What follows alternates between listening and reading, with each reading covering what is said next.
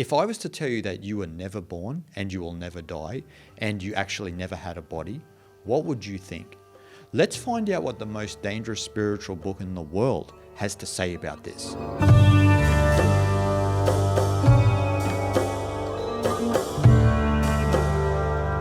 As most of us go deeper and deeper on the spiritual path, most of us come across a group of texts that we know as the Nididhyasana texts. And today I want to speak to you about the most dangerous spiritual book in the world, as it's been coined by many, which is the Avadhuta Gita.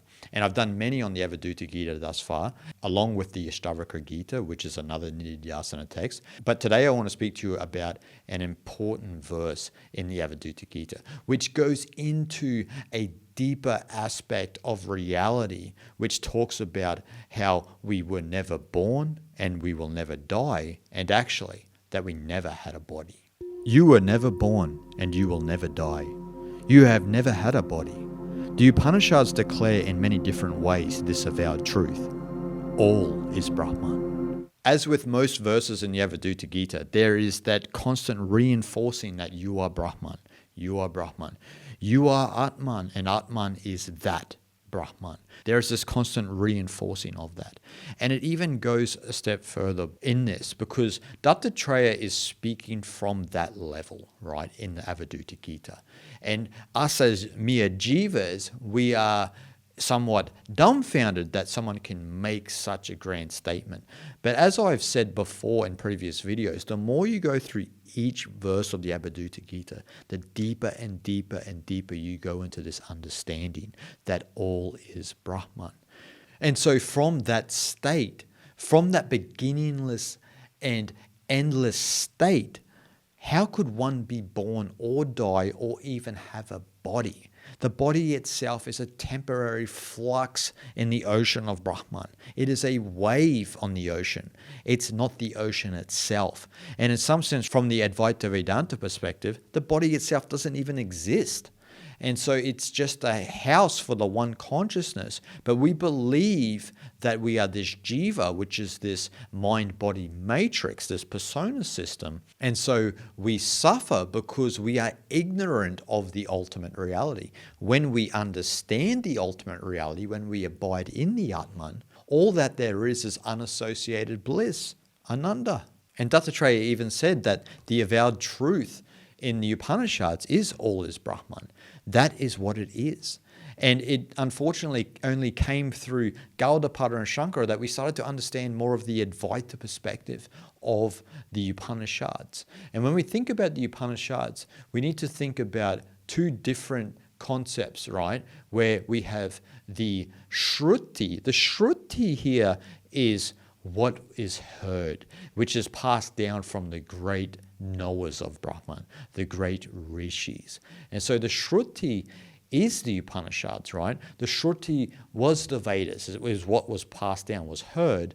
And the Upanishads is the end of the Vedas, which we call Vedanta. And so the Avadhuta Gita is a Advaita Vedanta text. Knowledge of the non-dual Brahman is basically a way we could talk about it. It's the non-dual perspective as opposed to, say, Vaita, which is the dualistic perspective of Vedanta.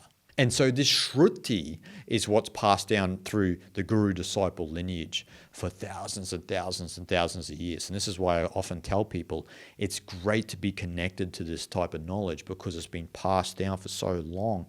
And you yourself are part of the Shruti. You are getting what was heard and then was passed down, right? And so the Upanishads is the Shruti. And then we have all of these Nididhyasana texts, which I would say are the Shruti as well, because they're coming from the great seers, right? They're coming from the great masters.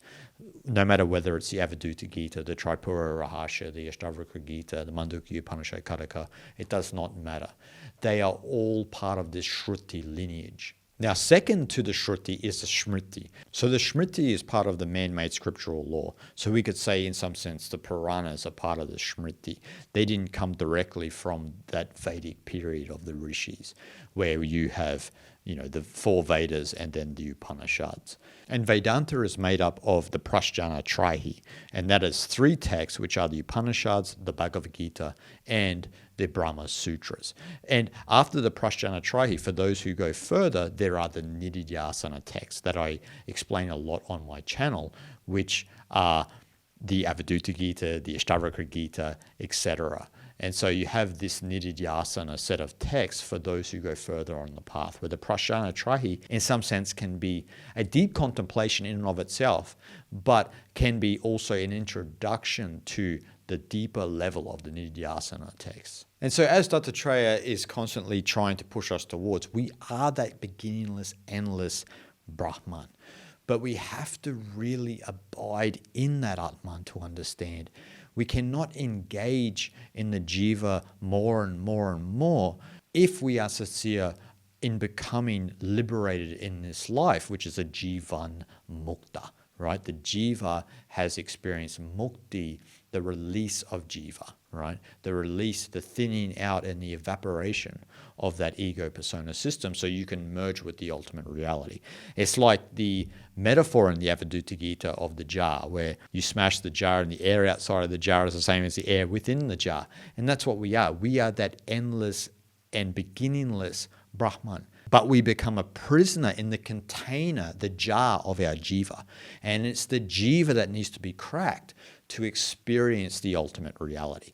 And that's what this text is about. That's what the Avadhuta Gita is about. That's why it can be loosely translated as the song of the ever free, right? Because the ever free is who we truly are.